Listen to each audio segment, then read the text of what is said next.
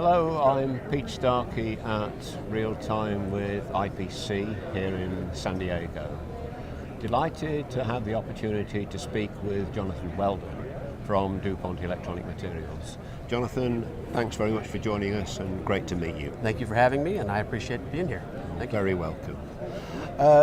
Jonathan, I've spoken with several of your HDP user group colleagues on different projects, and I understand your involvement in the high-speed flexible materials project, and we are looking at some of the factors affecting signal integrity on controlled impedance lines on flex with crosshatched ground planes.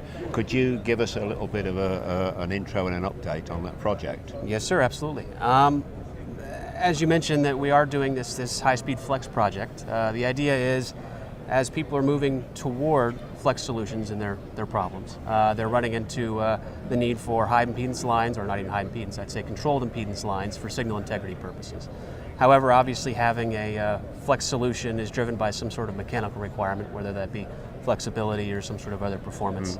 As that requirement has to intermingle with the high frequency requirements of controlled impedance, we're running into some issues, I don't want to say issues, concerns regarding how people are handling the copper on the ground plane, and especially adding these crosshatch features, which will add some increased flexibility and improve mechanical performance. So we're trying to explore and fully understand the nuance behind adding a crosshatch. So that, in fact, if you look at the various permutations and combinations of opening sizes, crosshatch pitch, opening types, whether it's a circle or a diamond, all of those things will play a different role in how the signal is affected.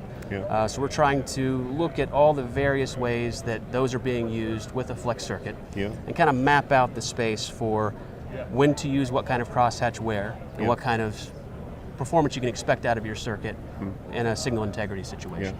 Is crosshatching not necessarily bad for signal integrity, provided you know what the effects are and you can sort of build that into the calculations you use in your design? Correct, yes. So we were actually finding some very interesting solutions, or I should say outcomes from the data.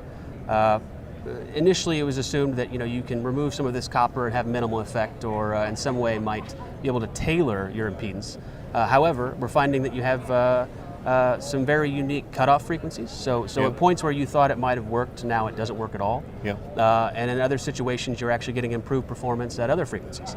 So we're finding a lot of very unique changes. It's no longer a broadband system anymore. You're getting radiated fields. You're getting lots of changes to the overall impedance, and again, also to the insertion loss and return loss.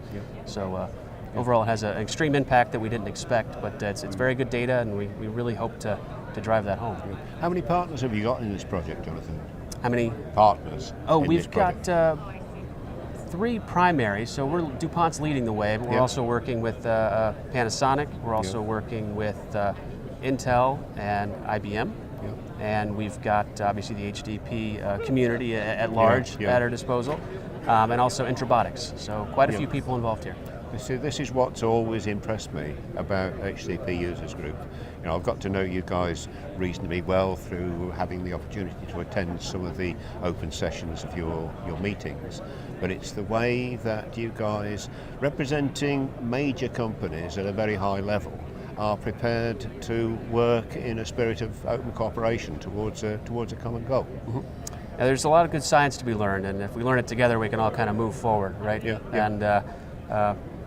And everybody has a product to push too, right? So that's nice. Sure, but probably, each of you working in isolation, if you had enough time, you've probably got the resources to have seen it through individually. But by working together, you can achieve things on a much more realistic timescale. Absolutely, we learn much more. Everybody has a different experience, so we all glean something new from the data, right? So and I've got the experience that you HCPUG guys, rather than sit around and talk about it and then come back and sit around and talk about it, you sit around, make a plan, action it, and make it happen.